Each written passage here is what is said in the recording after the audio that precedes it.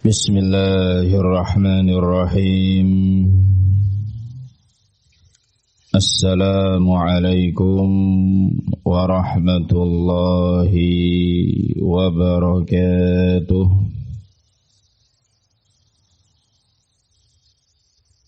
Innal hamdalillah hamdan katsiran thayyiban mubarakan fihi mubarakan alaih kama yuhibbu rabbuna wa yardah. Ashhadu an la ilaha illallah wahdahu la syarika lah wa ashhadu anna Muhammadan abduhu wa rasuluh sallallahu alaihi wa ala alihi wa ashabihi wa sallama tasliman mazida. Amma ba'd. Ma'asyiral muslimin, a'azzani Allah wa iyyakum. Seorang mukmin ketika berjalan menuju surganya Allah Subhanahu wa ta'ala melalui jalur pintas dalam bentuk talabul ilmi syar'i, langkah demi langkah begitu mantap dan meyakinkan. Saat muncul bisikan-bisikan agar dia menghentikan langkahnya, bahkan sebagian menarik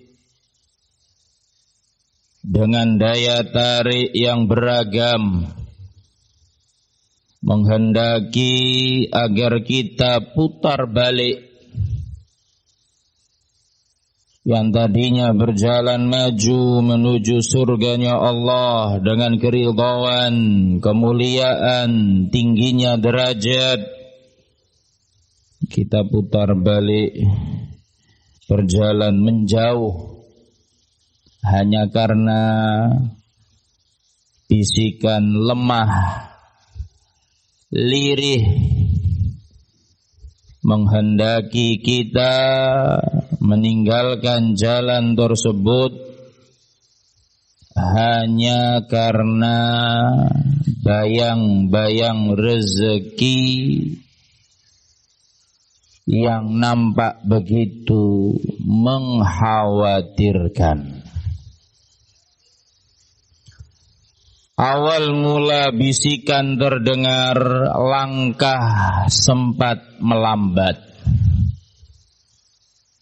Tetapi saat keyakinan muncul, saat keyakinan berubah menjadi tekad yang kuat, lantaran dia sadar bisikan tadi mengajak kepada salah satu rizki yang bukan segala-galanya. Dia kembali pada langkahnya menuju surga, berusaha meyakinkan dirinya kalau ini pilihan terbaik. Apalagi dia dapat yang namanya kesehatan, dia dapat ketenangan batin, dia memiliki rumah yang hangat, rumah yang menenangkan, bahkan didampingi istri yang salihah, anak-anak yang saleh dan salihah, ditambah lagi keamanan. Dia punya teman yang baik, yang selalu mendukung dalam kebaikan. Ma'asyiral muslimin, na'azani Allah wa iyyakum. Maka bisikan-bisikan yang terdengar melemah, melirih, dan dia anggap bukan gangguan yang berarti, sebatas suara-suara sumbang yang tak perlu didengarkan. Langkahnya semakin kuat. Keraguan yang tadinya hinggap ditepis karena dia mendapatkan rizki yang jauh lebih mulia, rizki yang jauh lebih dibutuhkan oleh hamba-hamba yang beriman, rizki yang menjadi kunci selamatnya diri dia, keluarganya di dunia dan di akhirat. Dan subhanallah, detik ini Allah subhanahu wa ta'ala berikan kepada kita semua, ma'asyiral muslimin, na'azzani Allah wa iyyakum. Para santri dapat rizki tersebut, para ikhwah dapat rizki tersebut, para ummahat wal akhwat dapat rizki tersebut. Apa gerangan rizki yang dimaksud? Ketahuilah, rizki tadi adalah as-shalah, salat. Ma'asyiral muslimin, na'azani Allah wa iyyakum. Kalau Anda menganggap salat bukan rizki dari Allah subhanahu wa ta'ala, Anda salah besar.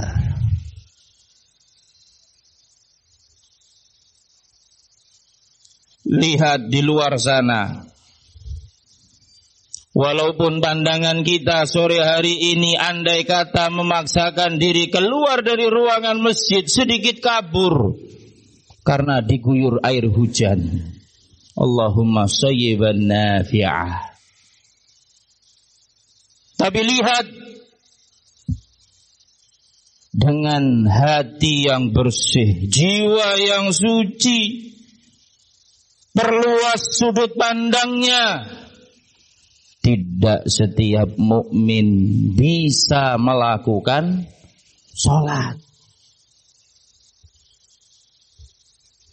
Dia tahu sholat wajib, dia faham, tidak ada khilaf di kalangan para ulama, sholat fardu termasuk bagian rukun Islam. Tapi dengan entengnya dia mengatakan, maaf, saya tidak sholat.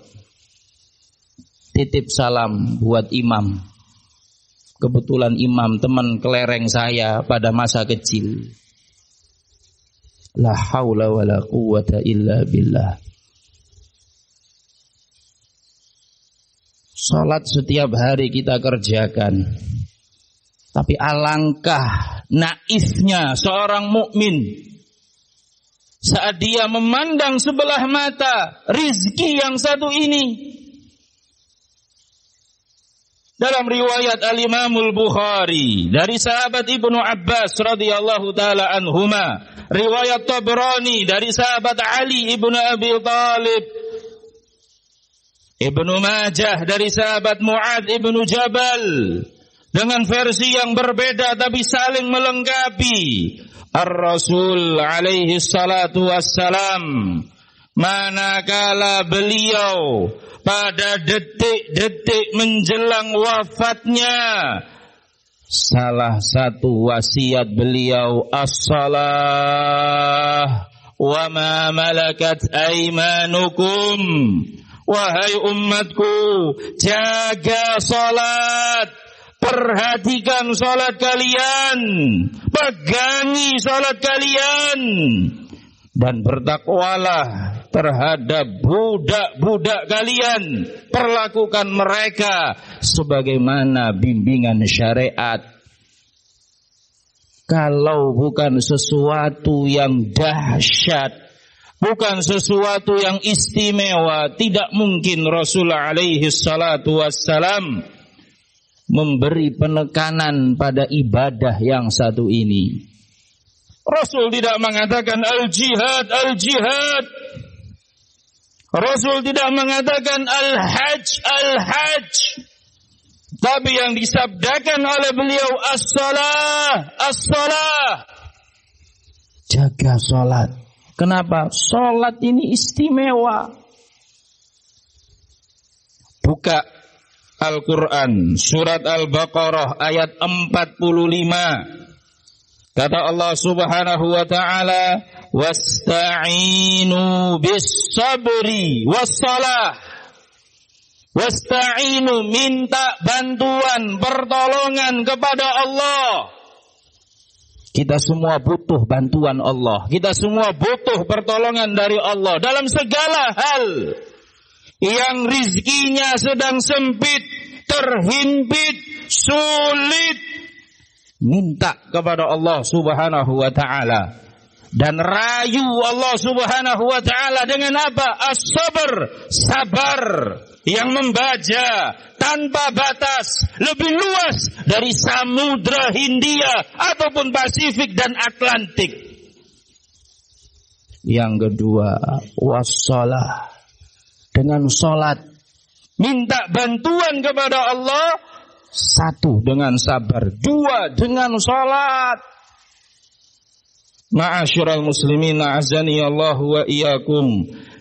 Di hadapan kita, di genggaman kita, Allah mudahkan kunci semua problem hidup, salat.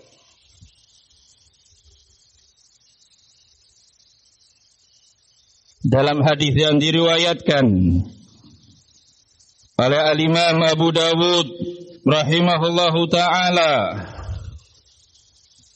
Nabi alaihi salatu wassalam bersabda kepada sahabat Bilal, ya Bilal, aqimis salah, arihna biha.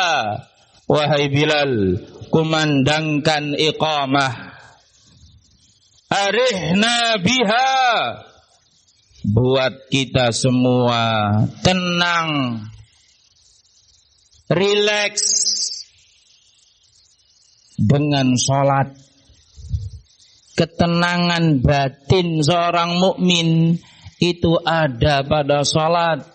Rasul kalau posisinya dalam keadaan sulit, dalam keadaan gelisah, khawatir, dan tentu yang dikhawatirkan oleh Rasulullah sallallahu alaihi wa ala alihi wasallam sesuatu yang memang layak dikhawatirkan, beliau dapatkan ketenangan dalam salat. Dalam ayat yang lain Allah juga mengatakan yang namanya salat tanha 'anil fahsya'i wal munkar, menahan pelakunya dari perbuatan keji dan tindakan mungkar. Terapi syariat menundukkan hawa nafsu, salat. Di samping terapi-terapi yang lain, salat. Yang namanya salat, munajah bainal abdi wa rabbih.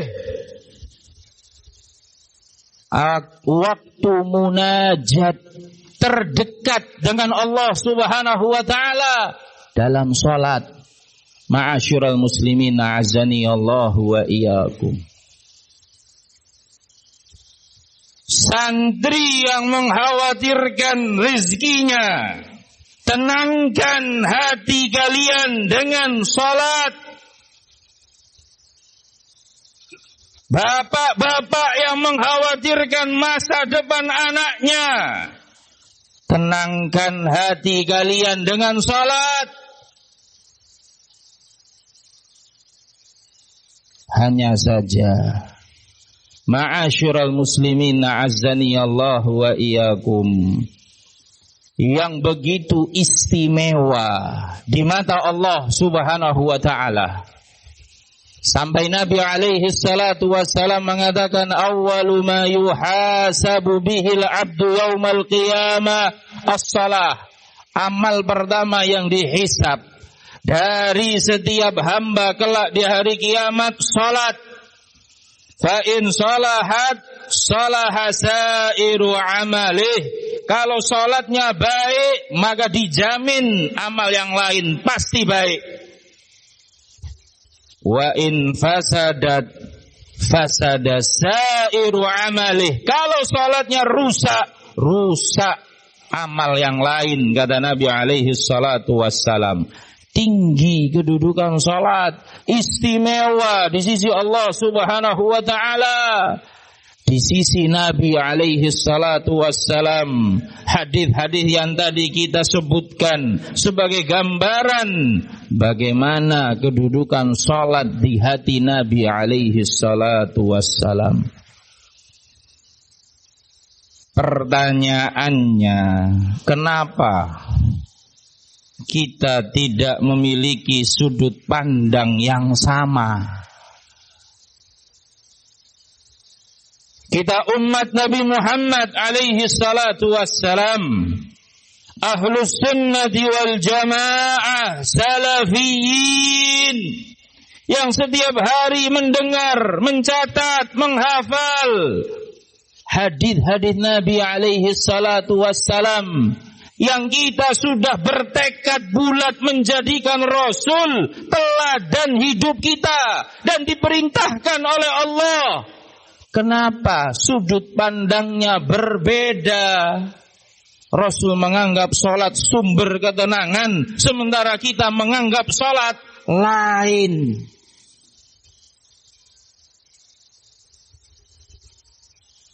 Tentu ada yang salah. Ternyata jawabannya terletak dalam hadis Nabi alaihi salatu wassalam, sallu kama ra'aitumuni usalli. Hadis riwayat Bukhari dari sahabat Abdullah ibnu Amr ibn al-As radhiyallahu ta'ala anhuma. Sallu kama ra'aitumuni usalli. Salatlah kalian seperti kalian melihat aku salat.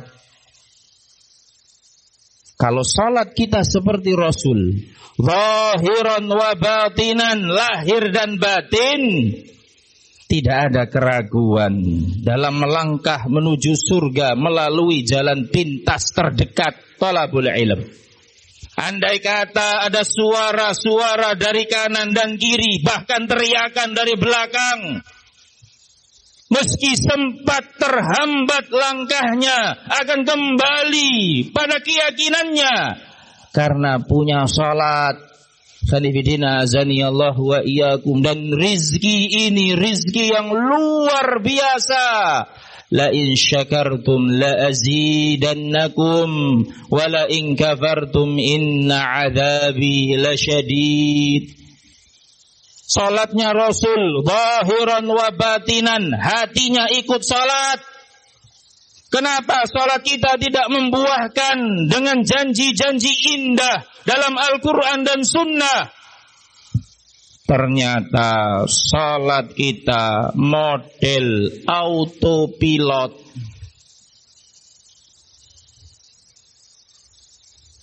Tahu ya model autopilot? Dalam pesawat, tidak tahu kalau helikopter, kayaknya ada juga ya. Ada mode autopilot. Tombol yang kalau ditindis, ditekan, diaktifkan, pesawat dan helikopter tadi akan jalan dengan sendirinya.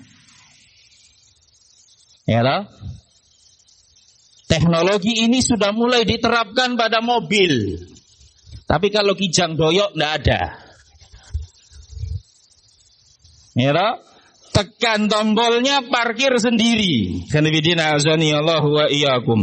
Tekan tombolnya, jalan sendiri. Tinggal tidur aman. Dua kemungkinan, selamat atau nabrak. Subhanallah, mode berkendara yang nampak canggih pada pesawat, helikopter dan diterapkan pada sebagian produk mobil, lah kok kita pakai dalam sholat. Sholat kita modelnya autopilot. Tombolnya apa? Takbiratul ihram. Allahu Akbar. Langsung take off pikirannya.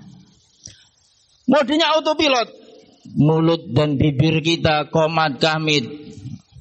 Allahumma ba'id baini wa baina khotoyaya kama ba'adta bainal masyriqi wal maghrib. Lanjut terus. Qomat kamit.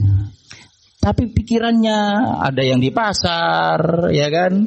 Ada yang di toko, ada yang di kedai, ada yang di lapak, ada yang masih kepikiran, oh, tadi gratisan susu kambing belum habis. Ya Banda? Ya toh? Subhanallah, karena kita ahli sholat, tiap hari sholat, ya toh? Autopilotnya betul-betul canggih. Walaupun kita ngantuk, kita nggak ketinggalan gerakan bersama dengan imam. Loh ya Banda, sholat subuh nih, sholat subuh, ya, yang antara raga dengan sukma kita belum sinkron. Sukmanya masih tertinggal di bantal, tapi raganya sudah dipaksa bergerak. Sholat kita, tapi dalam sholatnya gelap, wallahu a'lam. Kita ini baca atau enggak, pokoknya Allahu Akbar, melek-melek, sudah tahiyat akhir. Dan subhanallah, jari telunjuk kita sudah demikian. Itu namanya apa? Autopilot. Kalau ada kasus, misalkan pernah dengar sholat Idul Adha, Idul Fitri ketinggalan, dia sujud, yang lainnya sudah bubar, kan gitu ya. Itu tandanya sholatnya seminggu sekali. Ya, kemampuan mode autopilotnya belum di-upgrade. Kalau yang sholatnya tiap hari, apalagi para santri, ikhwan salafiyin, tiap hari sholat, dijaga sholatnya. Nah ini, mode autopilotnya super canggih. Walaupun sholat taraweh 11 rakaat, imamnya baca surat-surat panjang. 2 rakaat pertama Al-Baqarah, Ali Imran. Rakaat pertama 286 ayat Al-Baqarah. Rakaat kedua yang punya asam urat, kolesterol, kambuh semua. Begitu rukuk, begitu sujud, karena sunnah Nabi, ukuran durasi rukuk dan sujud mengikuti durasi ketika berdiri baca surat. Kalau berdirinya panjang, rukuknya ikut panjang, sujudnya ikut panjang, kurang lebih durasinya sama. Saat qiyamul lail, salat tarawih malam hari, paginya jualan, ya kan, puasa, setelah itu makannya mukbang, balas dendam. Masuk dalam salat, imamnya baca surat panjang, apa yang terjadi? Mode autopilot diaktifkan. Kita bisa tidur dalam rukuk, kita bisa tidur dalam sujud, dan subhanallah, tubuh kita secara otomatis bersinergi dengan baik dan sangat presisi, akurat. Padahal merem. Ya, kadang kita merhatiin, fulan hebat banget ya. Merem ini, merem. Betul-betul merem. Allahu Akbar, rukuk. Wah, hebat ini. Sami'allahu liman hamidah. Masih merem, juga ikut i'tidal. Nah ini mode auto pilot. Ya, sebelum tak lanjut, ini kira-kira cerita fiktif atau nyata ini? Fiktif atau nyata ini? Subhanallah. La haula wa la quwwata illa billah. La ilaha illallah. Kalau itu nyata, ma'asyiral muslimin, azani Allah wa iyyakum, boleh jadi Allah menegur kita dengan banyak masalah. Boleh jadi Allah menegur kita dengan banyak kekhawatiran. Boleh jadi Allah menegur kita dengan banyak pikiran-pikiran liar yang gak bisa dikendalikan. Waktunya istirahat, pikirannya gak mau istirahat.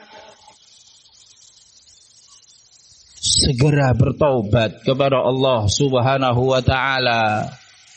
Allah beri jaminan dalam surat Yunus ayat 62 sampai ayat 63. Kata Allah Subhanahu wa ta'ala, ala inna awliya Allahi la khawfun alaihim wa la hum yahzanun. Ketahuilah, sesungguhnya wali-wali Allah Subhanahu wa ta'ala tidak ada ketakutan pada mereka. Takut menghadapi masa depan, tidak ada. Walahum yahzanun, mereka juga tidak tenggelam dalam kesedihan dengan apa yang sudah berlalu. Khauf lil mustaqbal, hazin lil madhi. Rasa takut menghadapi masa depan tidak ada. Tenggelam dalam kesedihan, meratapi apa yang sudah berlalu juga tidak ada. Siapa yang punya kedamaian batin sempurna semacam ini? Auliyaullah, wali-wali Allah. Pada lanjutan ayat berikutnya Allah memberikan kriteria wali. Kalau ngaku sebagai wali, semua orang bisa ngaku. Ya, antum mau bikin name tag, taruh di jubah antum, wali Allah Abu Ahmad, bisa. Bikin gantungan kunci, stiker tempel di motor kita, Vario 160 cc. Ya kan? Tempel, motor ini milik wali Allah. Bisa. Sekedar ngaku kok. Tapi wali Allah yang sesungguhnya bukan yang bisa terbang, bukan yang bisa berjalan di atas air tanpa tenggelam, bukan yang kebal sabetan senjata tajam, bukan. Wali Allah alladzina amanu wa kanu yattaqun, hamba-hamba yang beriman dan bertakwa. Nah, sekarang silahkan dibuktikan. Baca semua ayat dalam Al-Quran yang membicarakan ciri orang beriman, ciri orang bertakwa. Tidak pernah tertinggal ada satu ciri yang melekat pada diri mereka, menjaga sholat. Kalau nggak percaya, silahkan buktikan. Khanifidina azani Allahu wa iyyakum. Sholat, bukti keimanan, bukti ketakwaan. Semakin sempurna sholatnya, semakin sempurna iman dan takwanya. Merekalah wali Allah.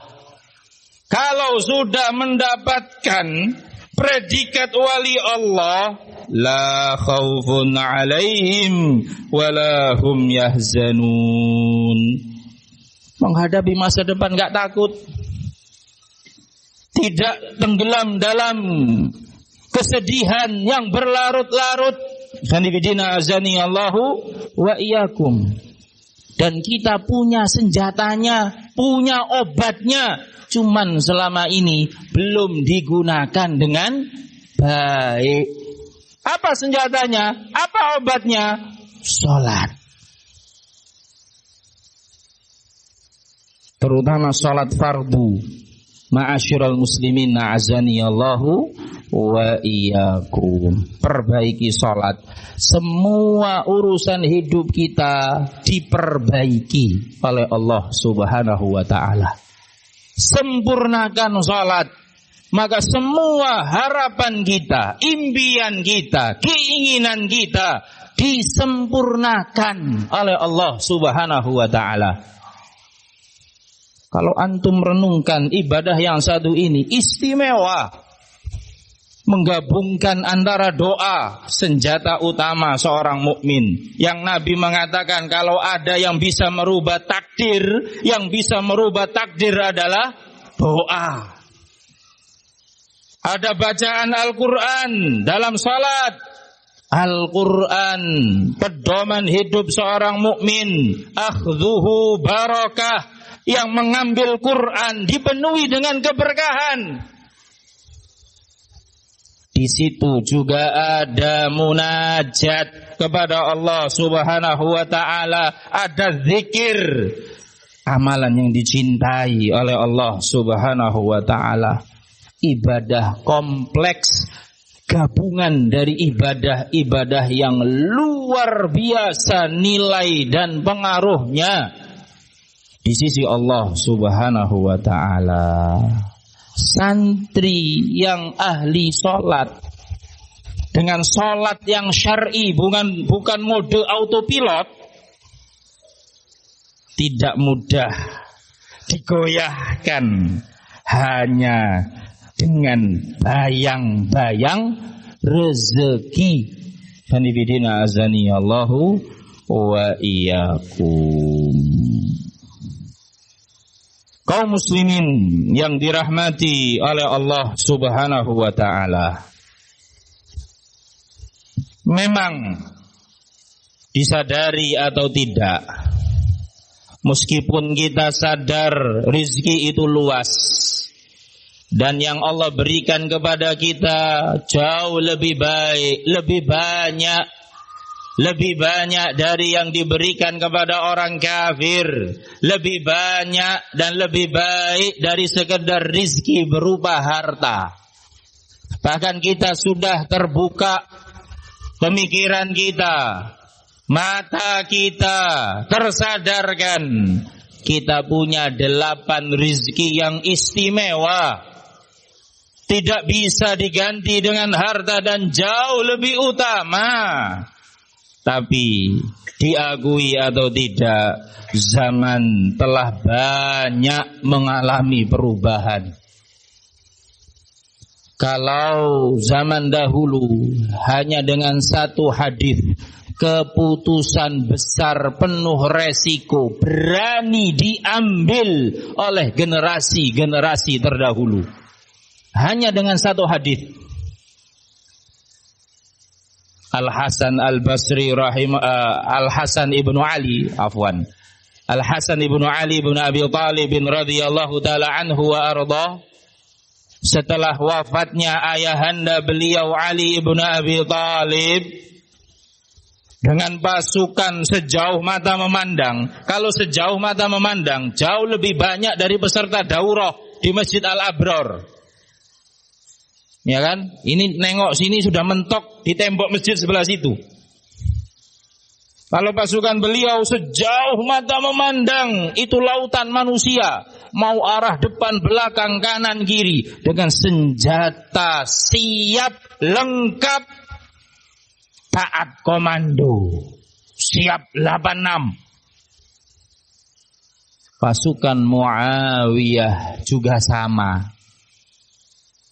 Karena ijtihad yang berbeda, terjadi perseteruan. Ma'asyiral muslimin na'azani Allah wa iyyakum. Melihat kenyataan yang demikian, datang seorang sahabat, tidak mau mengambil dan memilih dua kubu ketika itu. Minta izin ketemu dengan Al-Hasan radhiyallahu taala anhu wa ardah. Saat bertemu, tidak ada khutbatul hajah yang panjang. Tidak ada rangkaian kata yang sengaja disampaikan untuk meluluhkan hati. Sahabat tersebut hanya menyampaikan satu hadis. Beliau mengisahkan satu kejadian singkat di hari Jumat. Aku melihat kakekmu, Ar-Rasul alaihi salatu wassalam, menimangmu, menggendongmu ketika khutbah Jumat berlangsung. Dan di hadapan kami para sahabat, Nabi mengatakan, inna ibni hadza sayyid. Sesungguhnya putraku ini, cucuku ini pemimpin. Wa sayuslihullahu bihi bainat ta'ifataini al-'azimataini minal muslimin. Kelak cucuku ini akan mendamaikan dua kelompok besar di kalangan kaum muslimin. Setelah itu izin untuk kembali pergi tanpa menoleh sedikit pun. Ma'asyiral muslimin, na'azani Allahu wa iyyakum. Tidak butuh daurah dari hari Kamis sampai hari Ahad.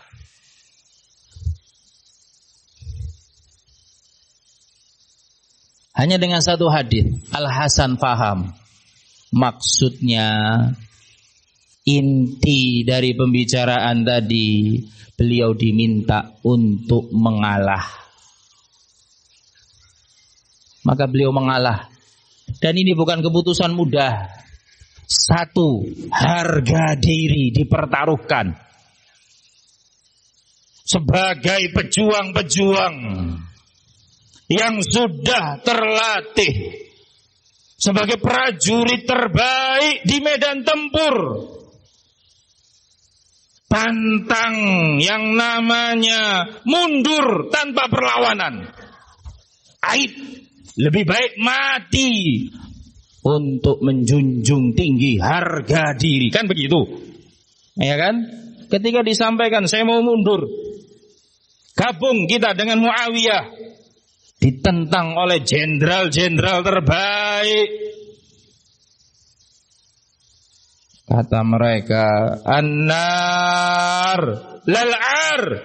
Wahai Al-Hasan, nyalakan api perang. Kita sudah siap habis-habisan. Jangan mundur, malu. Mana harga diri kita?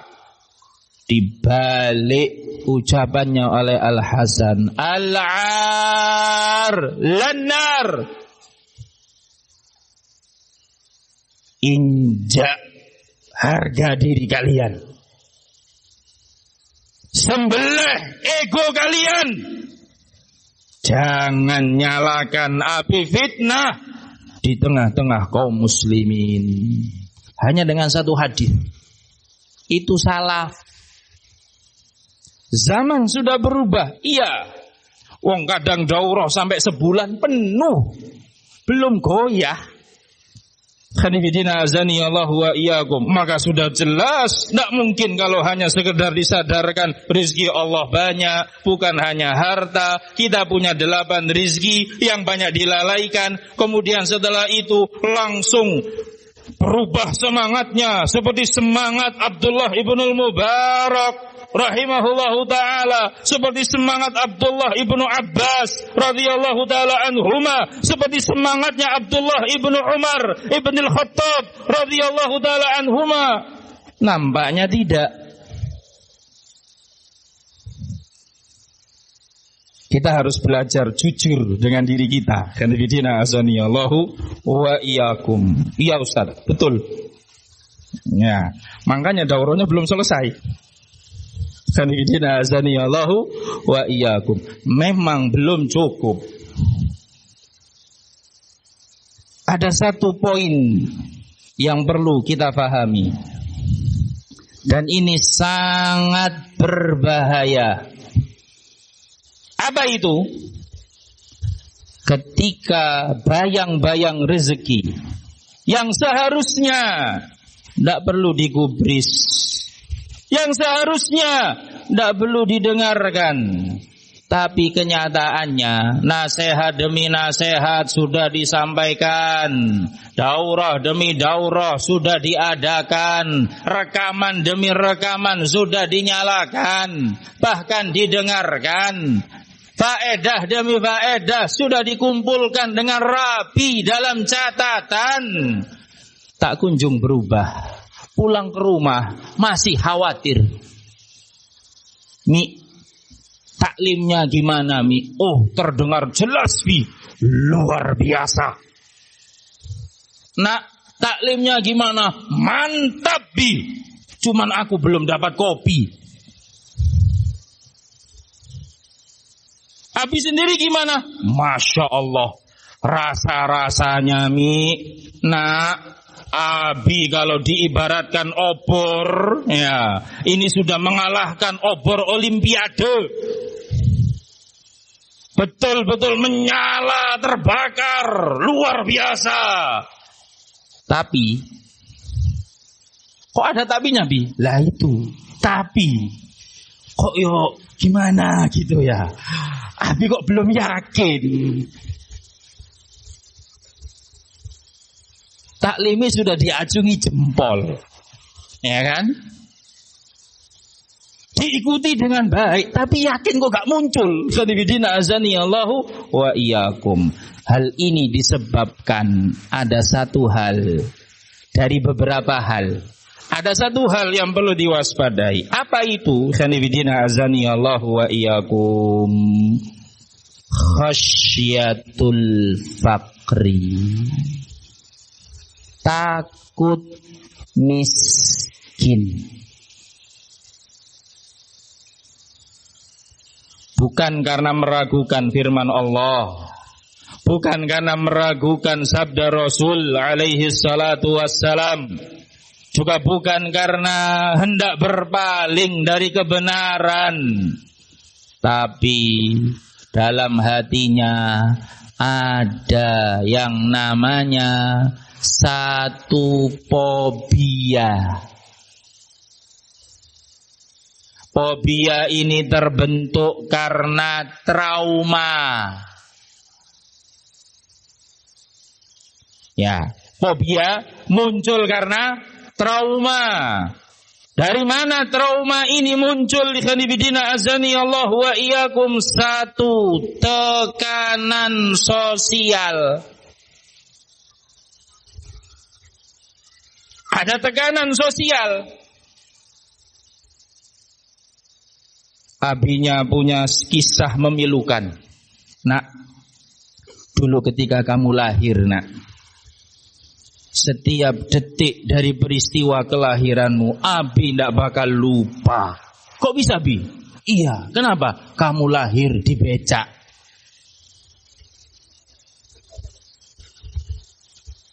Gak bakal lupa, nak. Kalau yang lain lahir di puskesmas, lahir di rumah manggil bidan atau dukun beranak, kamu lahirnya di becak.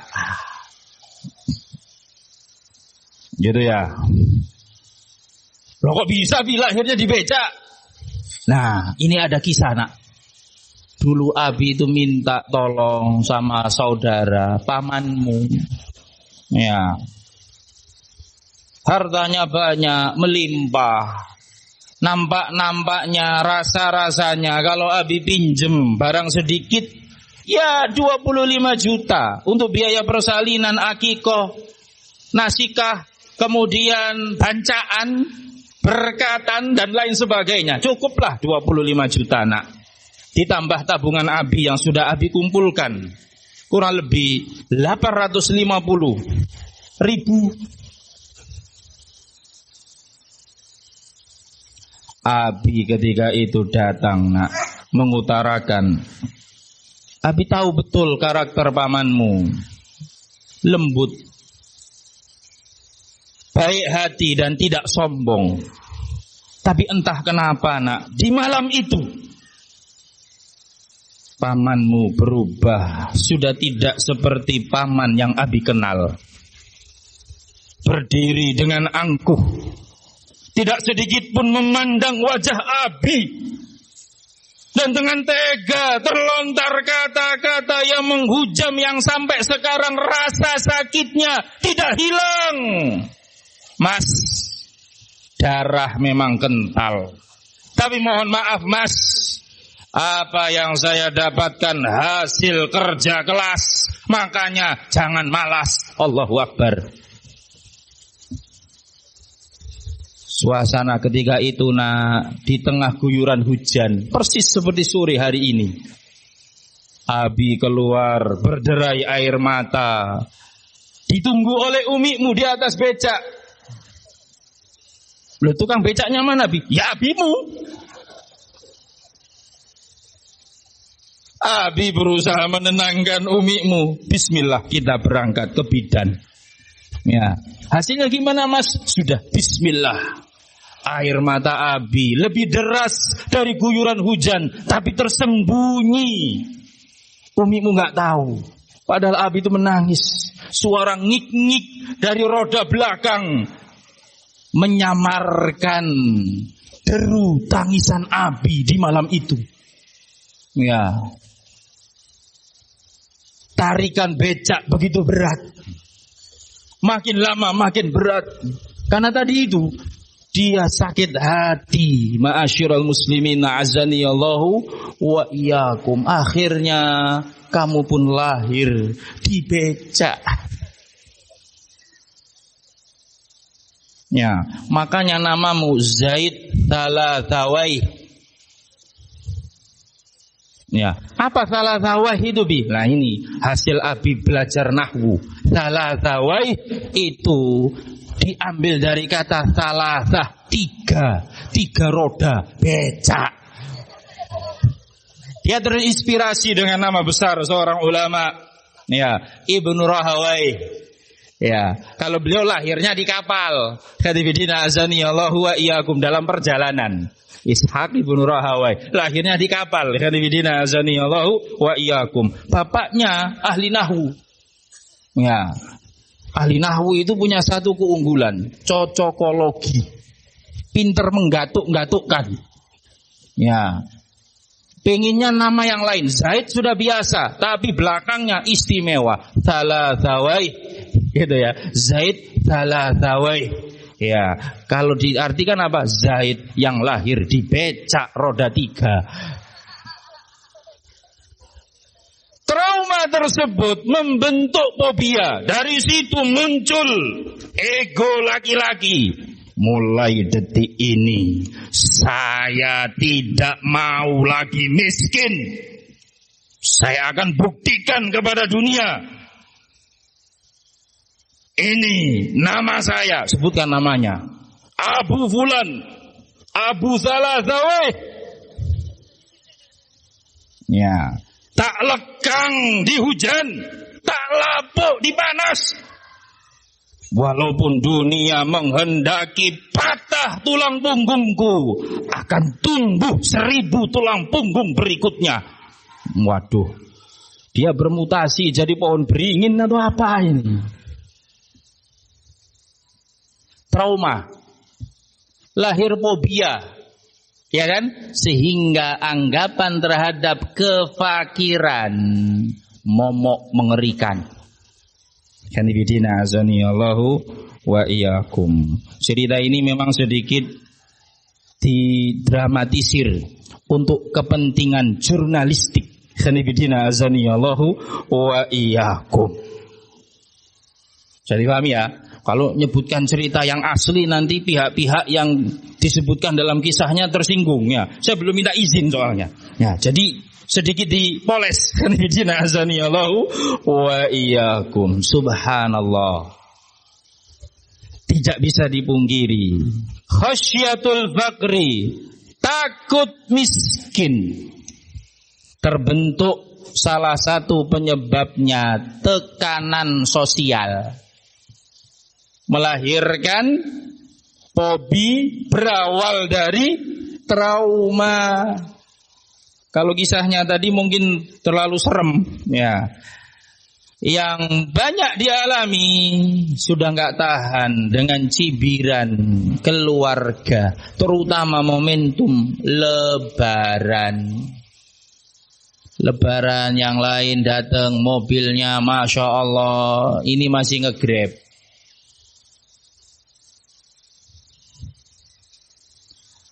Istrinya kumpul dengan sesama istri, dengan ipar-iparnya. Memang dipisah lagi dengan perempuan. Yang lainnya Masya Allah, ya, punya emas 12 kilo dipakai semua.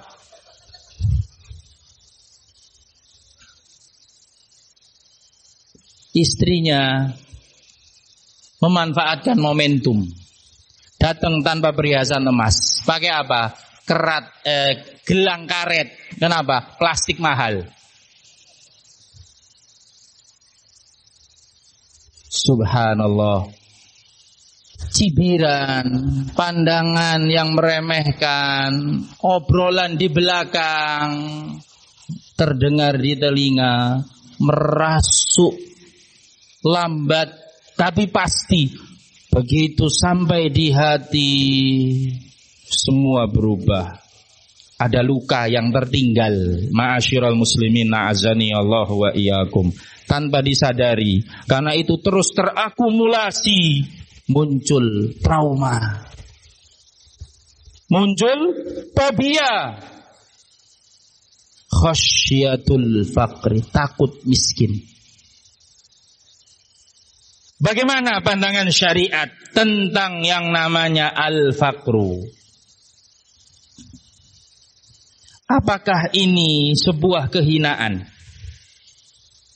yang menjadikan seseorang ketika ditakdirkan oleh Allah Subhanahu wa ta'ala diuji dengan kemiskinan, memberikan alasan kuat untuknya merasa hina, merasa rendah, merasa tidak bermartabat, sehingga muncul rasa kurang percaya diri. Kalau kata orang Gresik, insecure. Antum kenapa kok enggak masuk ke majelis? Enggak Ustadz, yang hadir bos-bos. Soft terdepan, ini bos sawit, ini bos tahu bulat, ini bos cilok. Tapi skala internasional. Ya, ekspor. Tahu bulatnya diekspor sampai ke Brazil. Ya. Jangan salah. Sanibidina azani Allahu wa iyyakum. Subhanallah. Yang sebelah sana raja tekstil Ustadz. Lah saya siapa? Tahu-tahu masuk majelisnya para bos. Pernah mengalami? Pernah mengalami? Kanibidina azani Allah wa iyyakum, rasa situasi di mana kita kehilangan kepercayaan diri. Bahasa orang Gresik tadi apa? Insecure. Kanibidina azani Allah wa iyyakum. Enggak pede ketemu dengan orang. Kenapa? Dia lebih kaya, saya miskin. Walaupun tidak terucap misalnya. Subhanallah. Sikap yang seperti ini perlu kita ketahui. Ini setelan pabrikan makhluk ciptaan Allah yang bernama manusia. Kalau dia diberi kekayaan, membusungkan dada, jalan seolah-olah milik dia pribadi, ya kan? Tapi saat dia diuji dengan kemiskinan, dingkluk. Apa bahasa Indonesianya dingkluk ini? Tertunduk. Itu memang disebutkan di dalam Al-Quran. Dan informasi ini bukan sekedar tambahan wawasan.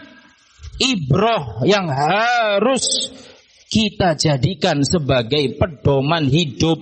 Ma'asyiral muslimin, na'azani Allahu wa iyyakum. Allah Subhanahu wa ta'ala berfirman di dalam Al-Quran,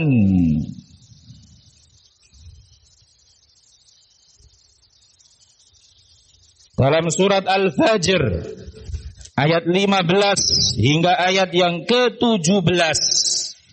Kata Allah Subhanahu wa taala, "Fa ammal insan," adapun manusia, "idza mabtalahu rabbuhu," ketika diuji oleh Rabb-nya. Ini bimbingan dari Allah yang diberikan kepada manusia, ujian. Idza mabtalahu rabbuhu fa akramahu, dinaikkan derajat status sosialnya, dinaikkan. Wa na'amahu, dipermudah rizkinya. Bahasa singkatnya dibuat kaya. Fayaqul Rabbi akraman, manusia akan mengatakan Rabbku sedang memuliakanku. Kalau bahasa orang sekarang, Allah Maha Baik. Masuk gaji pertama, sanibidina azaniyallahu wa iyyakum. Dilihat melalui notifikasi dalam HP-nya, dibuka, subhanallah, gaji pertama 25 juta.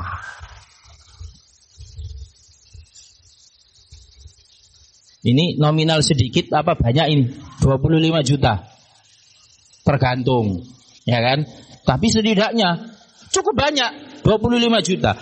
Khanifidina azaniyallahu wa iyyakum. Untuk ukuran gaji pertama spektakuler, 25 juta. Emang kerjaannya apa, Ustadz? Admin tahu bulat.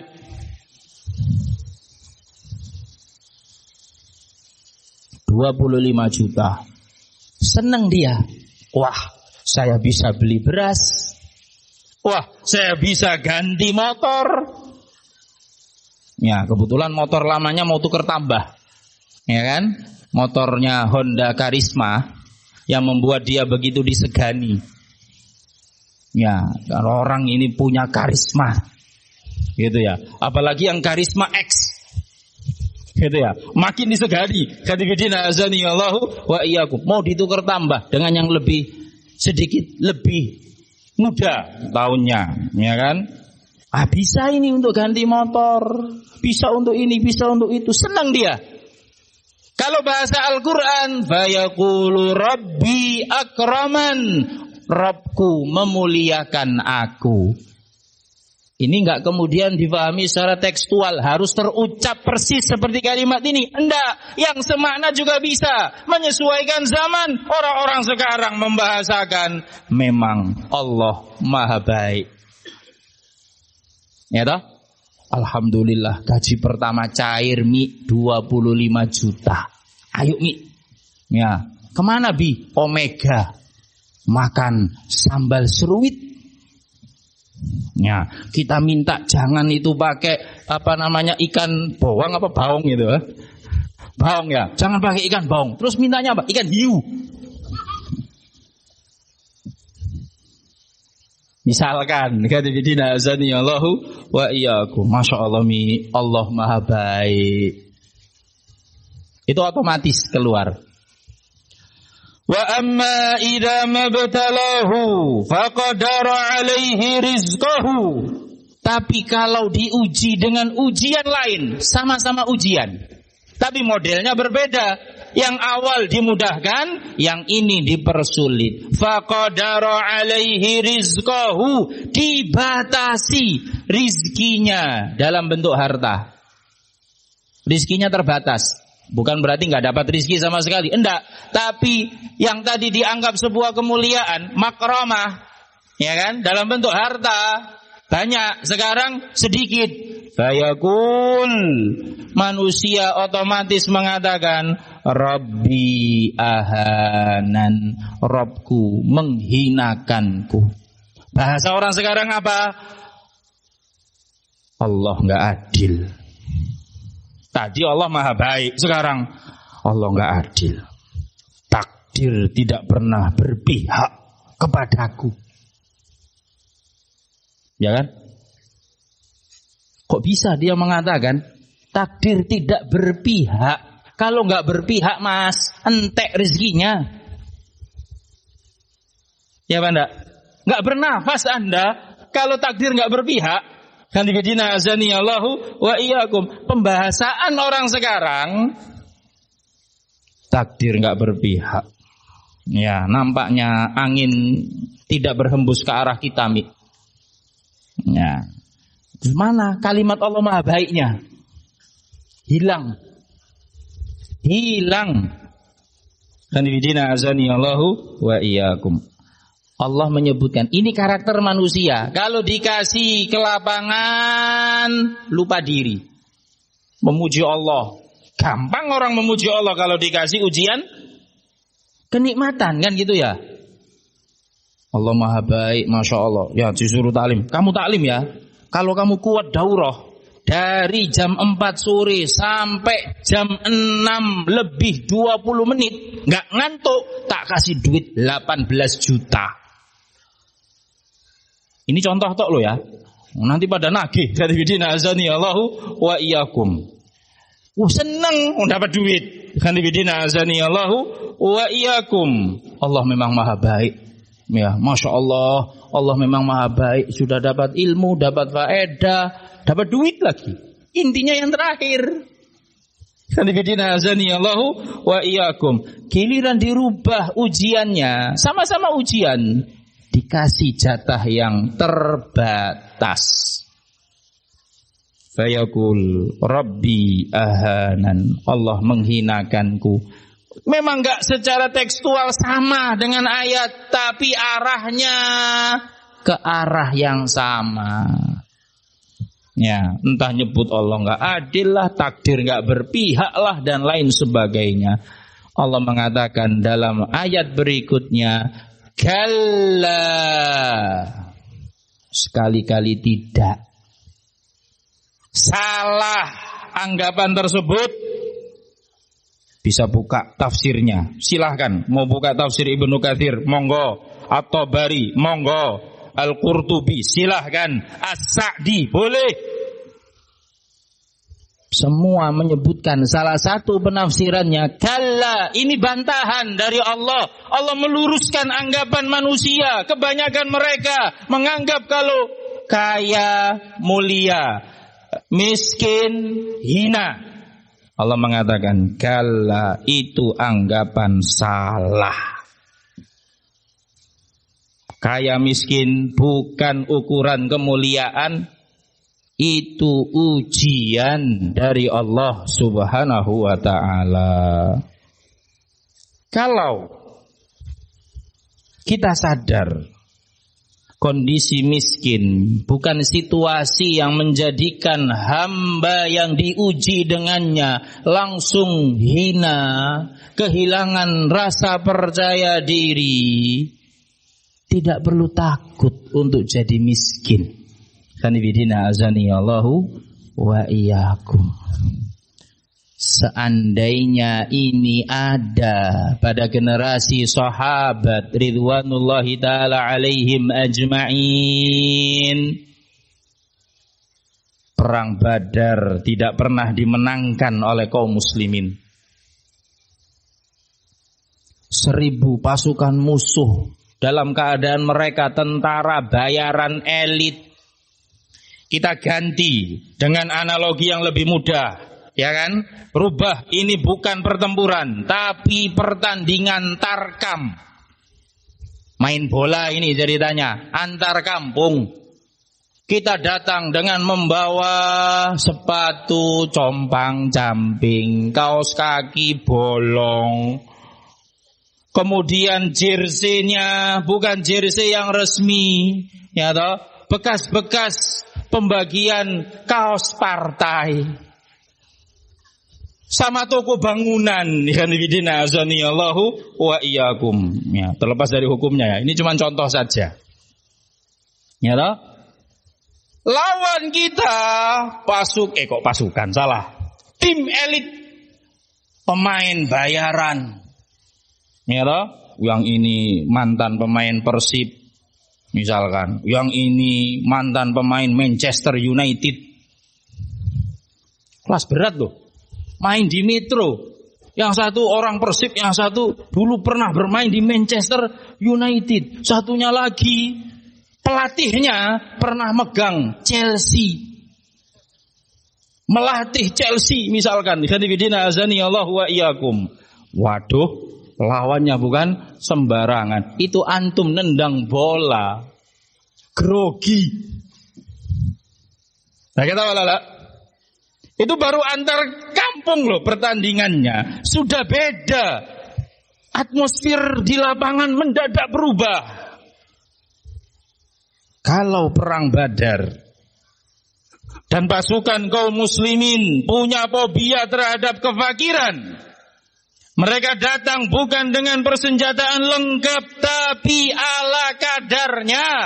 Posisinya mau perang, membawa senjata ala kadarnya.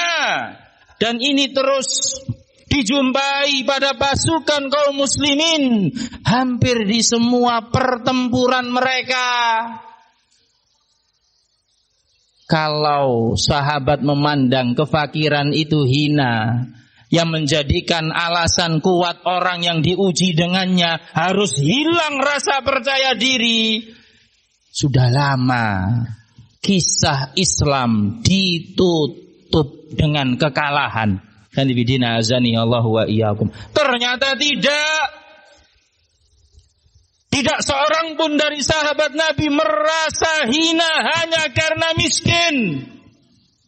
Tidak seorang pun di antara mereka kehilangan rasa percaya diri walaupun di hadapan raja sekalipun.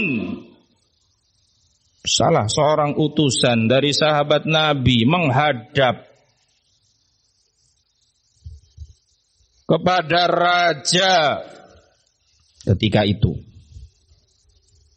Sengaja oleh rajanya hendak ditekan secara psikis, secara mental. Tidak ditemui di lapangan, tapi dibawa masuk ke ruangan khusus. Jamuan utusan-utusan raja berkelas. Kalau ketika itu hamparan karpet Persia yang terkenal dengan kualitasnya. Bantal-bantal mewah ditata, disusun begitu rapi. Buah-buahan yang hanya ada di ruang santai para raja dihadirkan semua. Bukan karena ikramu duyuf.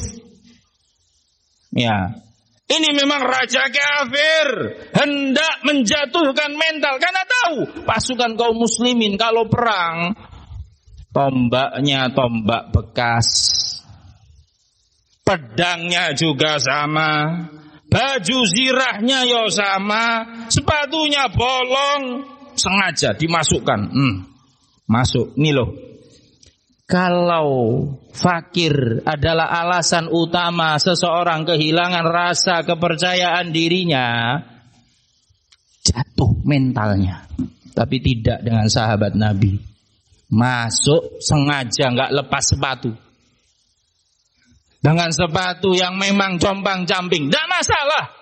Sepatunya kotor, iya, bekas perjalanan. Diinjak karpet Persia yang dibanggakan. Memang sengaja diinjak. Bantal-bantal yang disusun begitu rapi dan indah menawan. Semua dikumpulkan dengan kakinya. Gak pakai tangan, pakai kaki. Setelah itu ditusuk dengan tombak. Dan bertelekan di atas tombaknya. Sembari membacakan pesan dari Rasulullah sallallahu alaihi wasallam. Siasat raja untuk menjatuhkan mental prajurit muslim gagal total. Suasana yang tadinya diharapkan menguntungkan sang raja mendadak berubah. Mereka kehilangan wibawa.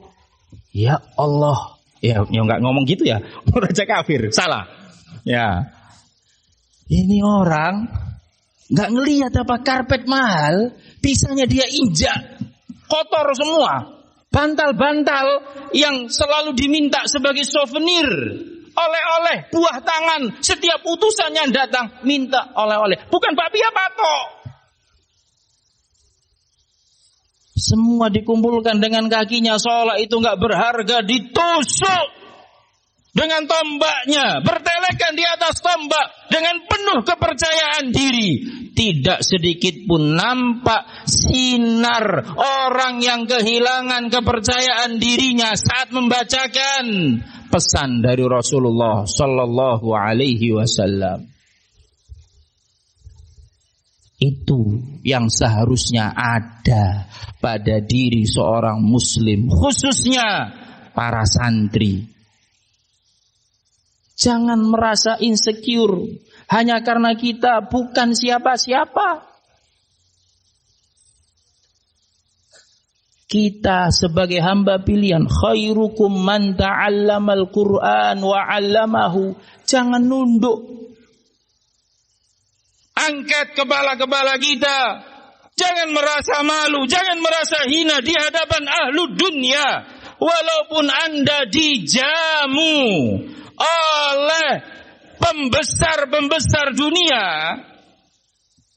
jangan merasa insecure. Tatap wajah mereka dengan ramah, genggam tangannya dengan hangat. Jangan ada keraguan sedikit pun. Kun tabi'iyan, jadi diri sendiri. Tidak perlu drama. Khanifidina azani Allahu wa iyyakum.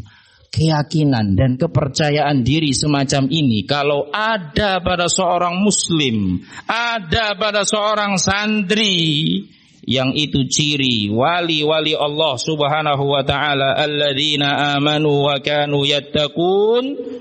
Allah berikan la khaufun alaihim wa la hum yahzanun. Jangan salah kaprah melihat kefakiran.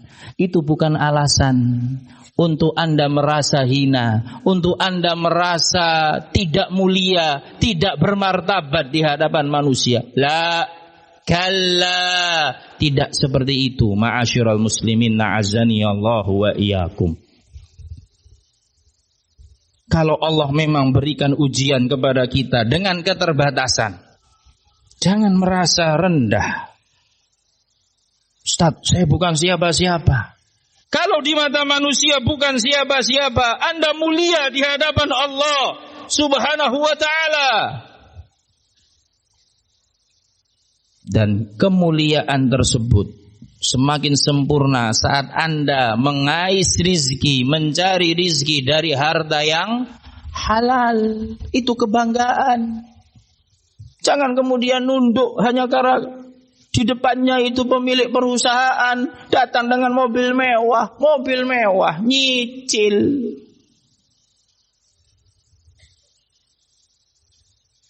Rumahnya Masya Allah bertingkat.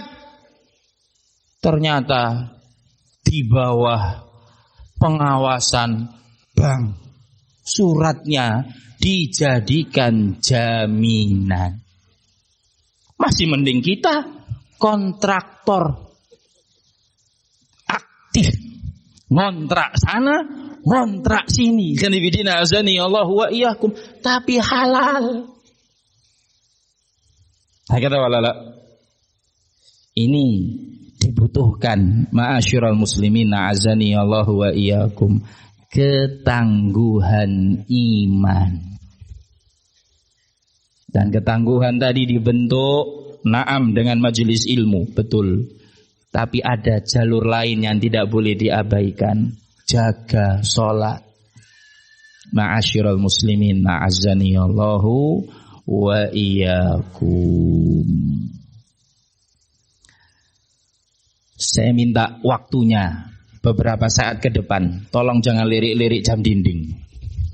Terutama yang ada di sebelah kanan saya. Loh, itu juga. Nah, banyak banget ini jamnya ya. Saya ingin membacakan satu hadis. Hadis ini hadis qudsi. Catat dengan baik. Tapi saya minta dicatat bukan di lembaran kertas, tapi dicatat dalam hati yang terdalam. Letakkan dalam sanubari terdalam yang kita miliki. Kekosongan hati, kehampaan jiwa yang menjadikan kita takut miskin, yang menjadikan kita merasa hina karena tidak punya apa-apa. Itu sebabnya enggak ada lain, hati kita kosong, hati kita hampa. Khandibidina azani Allahu wa iyyakum. Ruang kosong tadi, ruang hamba tadi, saya minta diisi dengan satu hadis yang akan saya bacakan. Yang mau mendengarkan silahkan, dicatat juga monggo. Ini oleh-oleh untuk sore hari ini yang mau pulang setelah kajian ini misalnya. Khandibidina azani Allahu wa iyyakum. Saya enggak mungkin menahan. Yang mau pulang monggo, kan gitu ya. Yang tetap bertahan juga enggak apa-apa. Anda seorang pejuang. Khandibidina azani Allahu wa iyyakum. Hadis ini hadis yang sahih. Ma'asyiral muslimin azani Allahu wa iyyakum.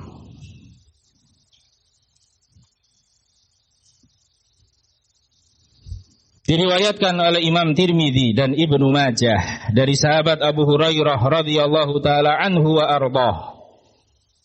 Abu Hurairah radhiyallahu taala anhu wa ardhah mengisahkan sebuah pemandangan yang begitu syahdu, cocok untuk waktu sekarang. Ya, sore hari. Ya, menjelang senja. Ya, ini anak-anak muda senang sama senja. Kalau bapak-bapak memang sudah ndak. Khandibidina azani Allahu wa iyyakum. Kata Abu Hurairah radhiyallahu taala anhu wa ardhah. Tala Rasulullah sallallahu alaihi wasallam. Kami para sahabat mendengar Rasul alaihi salatu wassalam membaca sebuah ayat. Man kana yuridu harthal akhirah nazid lahu fi harthih. Surat Asy-Syura ayat 20. Yang ketinggalan ayat nanti lihat di mushaf. Asy-Syura ayat yang ke-20. Man kana yuridu harthal akhirah nazid lahu fi harthih. Barang siapa mengincar pahala di akhirat, panen di akhirat, nazid lahu fi harthih, jangan khawatir, kami tambahkan pahala untuk mereka. Wa man kana yuridu harthad dunya, sementara yang menginginkan panen di dunia, nu'tihi minha, kami berikan sebagian dari dunia. Kalau ngincarnya akhirat, bonusnya banyak, tapi sabar menunggu, karena nggak langsung, nggak kontan. Tapi kalau ngincar dunia, langsung diberi kontan, tapi nggak semua. Nu'tihi minha, dikasih sebagian dari dunia, nggak semuanya, bahkan sebagian kecil. Wa ma lahu fil akhirati min nasib, dan kelak di akhirat tidak ada sisa bagian untuknya. Wong sudah dikasih semua di dunia. Salat kita, incar dari salat tadi, akhirat pahalanya akan diberi berlipat-lipat oleh Allah. Sedekah, perbuatan baik, amar ma'ruf nahi mungkar, semua amal soleh, niatkan akhirat pahalanya. Kalau ngincernya dunia, Allah kasih langsung. Ya, semangat thalabul ilmi, yang lainnya mengharap wajah Allah, yang ini mengharap wajah akhwat. Loh, kok bisa? Iya, setelah dikalkulasi dia melihatnya toh. Ini soalnya dia termasuk dalam kategori ikatan jomblo akut. Ya. Dia pelajari mahar paling murah, maharnya Ahlus Sunnah wal Jamaah. Ya kan? Maharnya Ahlus Sunnah wal Jamaah. Untuk cepat dapat jodoh, deket sama ustadz. Supaya dikenal ustadz, taklim yang semangat. Kan gitu ya?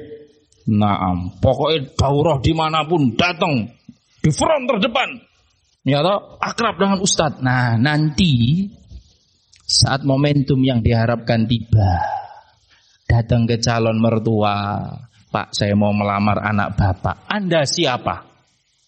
Saya muridnya Ustadz Zuhair Syarif dari Bengkulu. Oh iya toh, iya. Coba bapak telepon Ustadz Zuhair sekarang juga. Ya, sebut nama saya. Sebut namanya. Oh iya, Masya Allah, rajulun saleh. Ya, wala nuzaki 'alallahi ahada. Sejauh penglihatan kami, Pak, orangnya saleh, baik. Semangat kalau taklim. Luar biasa. Ya kan? Berbinar-binar cahaya matanya. Dapat ini. Ya toh? Izinkan kami untuk berpikir karena ini keputusan berat. 3 hari lagi akan kita berikan kabar. Semoga menjadi kabar terbaik untuk semua pihak. Enak ya? Toh ya, pulang dia naik motor, di tengah perjalanan langsung berdering HP-nya. Notifikasi WA masuk, dibuka, lamaran Anda diterima. Wah, memang betul. Ya toh?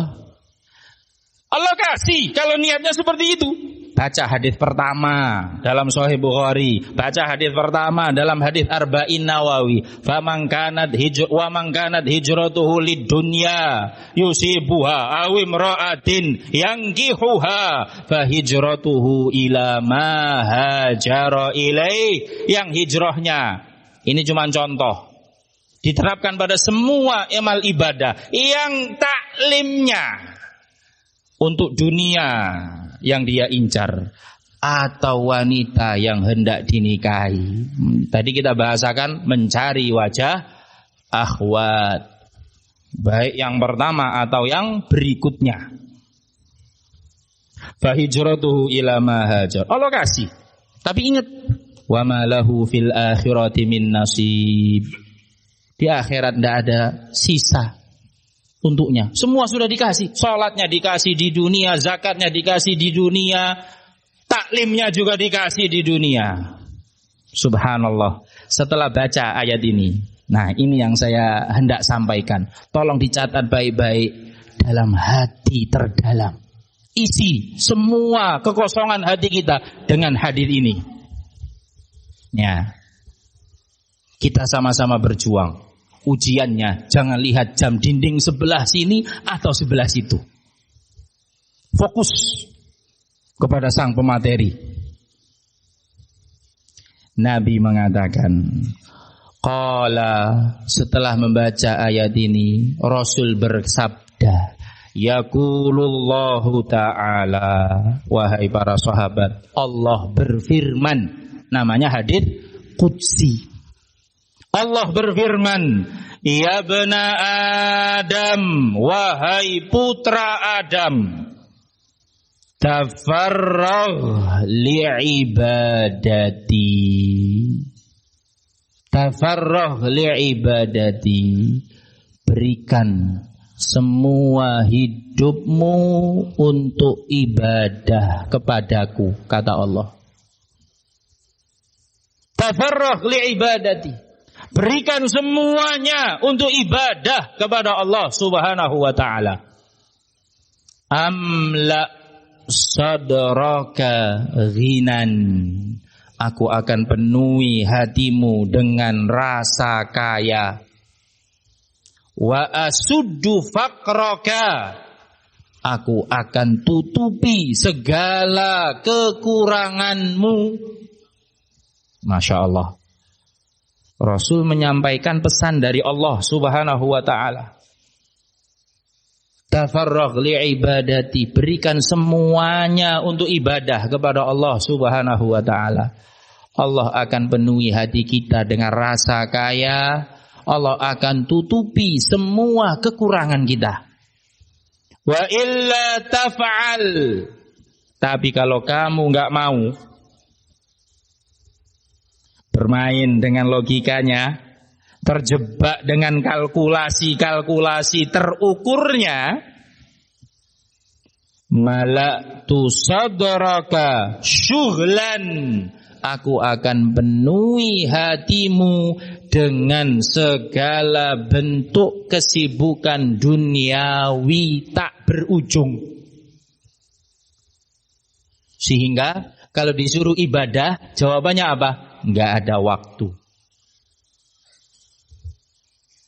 Itu contoh.